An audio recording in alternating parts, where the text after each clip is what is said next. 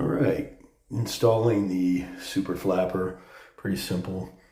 The 3-inch, you discard the red seal on the bottom that's used for a 2-inch. Don't need that.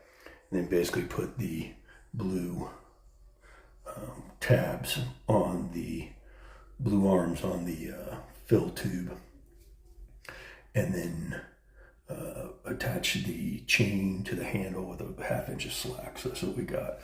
And here's a flush test. There's the instructions. Pretty simple. There